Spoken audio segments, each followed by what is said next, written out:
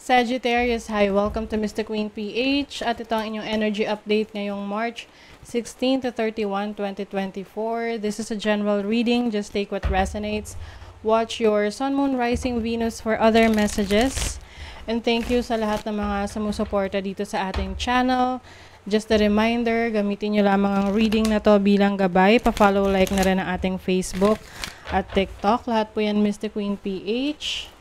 Like, share, subscribe, turn on post notifications para lagi kayong updated sa ating mga readings. And please check out my Shopee. Available ang mga protection and prosperity items, bracelets, zodiac sign bracelets, and many more.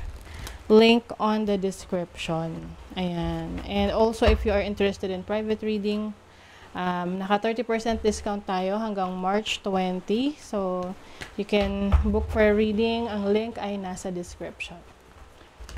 Okay, Sag, let's see what's up with you second half ng March 16 to 31. You heal by releasing, not suppressing. What emotions do you need to feel? Ayan, parang meron kayong mga iniiwasan na i-deal ngayon, no? Pwedeng may experience kayo of pain or some challenges in your relationships, connections with other people, or even yung mismong nararamdaman mo about your life, no? Minsan parang nawawalan ka ng gana, and yung iba, hindi nila yan hinaharap, no? So, you may need to release a feeling, no? If you're feeling sad, it's okay to cry, 'di ba? Okay lang na umiyak. Oo, kaysa pinipigilan mo kasi minsan ito ay bigla na lang sasabog, no? Oo, so you need to heal. So I feel like you are going to heal from your past. Anything na pumipigil sa iyo from doing things dahil natatakot ka or parang meron kang iniiwasan na harapin sa buhay mo. You are healing. Release that. I-release mo na yung sama ng loob na yan. Okay. Yan. You are going on an adventure. May prosperity. Luxury. So, you will experience luxury second half ng March. Maaring meron kang travel opportunities or may bibilhin ka somewhere. Na may bibilihin ka na very high price, no? High ticket, ganyan. Oo. So, you are also very careful. So, pag may mga, lalo na kung meron ka mga papasuking kontrata, agreements, so you have to read the paper, no? You have to read the contract. Kailangan very attentive ka sa mga detalye para iwas scam, 'di ba? Let's see your overall energy, Sagittarius. Yung iba talaga sa inyo, naka-experience ng separation, disappointment, pain. So, ito yung kailangan nyo nang i-release. I think, yung paraan ninyo para iwasan yan is yung nililibang nyo yung sarili nyo sa mga bagay na superficial, no? Tipong malungkot ka, you will go on shopping, magta-travel ka. Although nakakatulong yun, pero kung hindi mo naman i-release yung feeling na yan, pag wala ka na doon sa hype, doon sa intensity ng nararamdaman mo pag may ginagawa kang magagandang bagay, babalik pa rin eh. Paano kung tapos na yung shopping mo? Paano kung tapos na yung travel mo? Kung hindi mo naman talaga totally ni-release yung problema, yung nararamdaman mo, andun pa rin yun, 'di ba? I-clarify natin yan later. What is your challenge? The Ten of Cups. So, maaring ang challenge nyo related sa family or yung feeling ng pagiging buo, no? Being whole, no? Pwedeng iba sa inyo nalayo sa pamilya or nagkaroon ng conflict sa family, no? Mga family members. What is your opportunity? You have the 9 of Pentacles as an opportunity. Actually, no, you are very blessed in terms of money, no? Finances, sa business, sa trabaho. Blessed na blessed kayo. Oo, maraming mga resources sa paligid ninyo. Sabi nila, money can't buy happiness. In some ways, depende rin naman kasi. 'Di ba? May mga ways lang talaga tayo kung paano natin i-deal or mag-cope sa isang problema. Or disappointment, separation, ganyan. What is your blessing? The 4 of Pentacles. So, in terms of your finances, no, kaperahan, merong stability para sa inyo, no?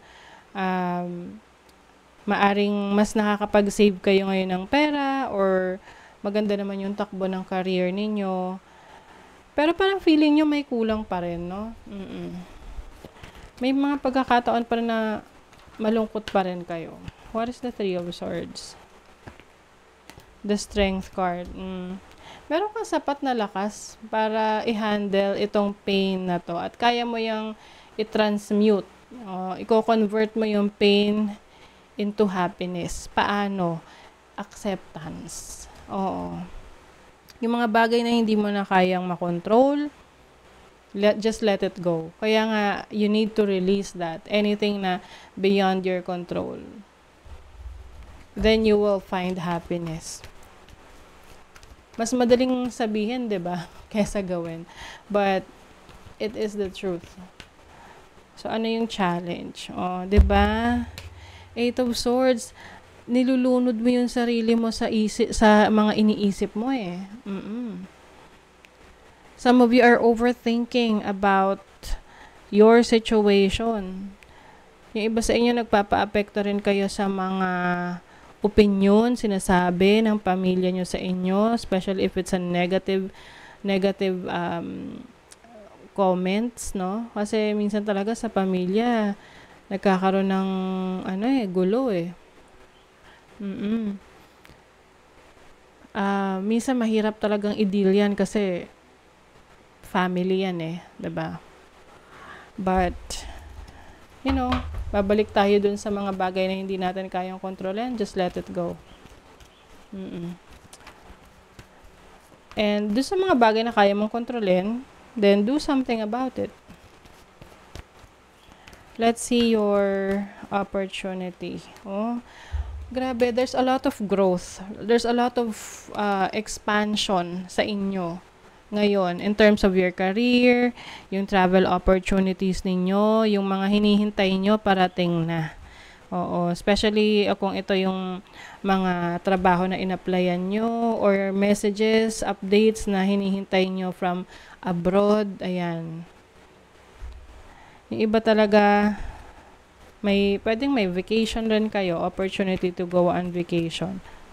What is the 4 of Pentacles? As a blessing, kung kayo talaga ay nagkaroon ng challenging situation sa finances nyo, ito nakabawi na kayo. You are blessed na pagdating sa kaperahan.